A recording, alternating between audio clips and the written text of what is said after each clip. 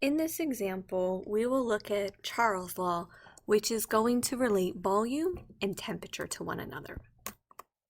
So in this problem, it says calculate the decrease in temperature in degrees Celsius when 2 liters at 21 degrees Celsius is compressed to 1 liter. Now we don't see anything here about holding things constant.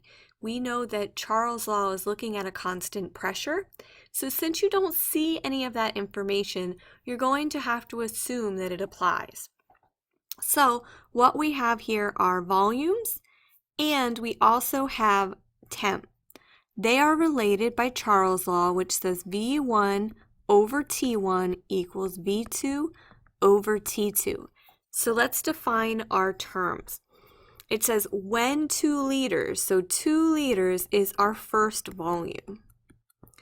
At 21 degrees Celsius, so T1 is 21 degrees Celsius. And remember, we can't stay in degrees Celsius, so we need to convert that to Kelvin. The way that we do that is we add 273.15.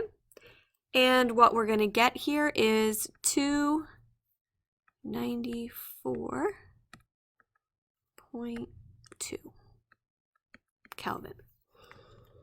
All right, next thing that we need to do is we need to figure out what we're actually trying to find here. So our second volume is 1 liter, and our second temperature is what we're trying to solve for. So what we can do now is plug all of these values in.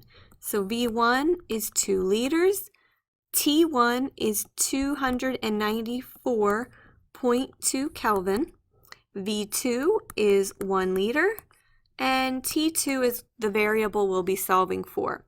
So what we can do here is cross multiply to find T2. We do that by multiplying V2, which is 1 liter, by 294.2 Kelvin divided by 2 liters. So really what you're doing here is having the temperature. So 294.2 divided by 2 gives us 147.1 Kelvin. However, in the problem they were asking for degrees Celsius. So what we have to do is actually subtract 273.15, and that's going to leave me with a final answer of negative 126.1 degrees Celsius.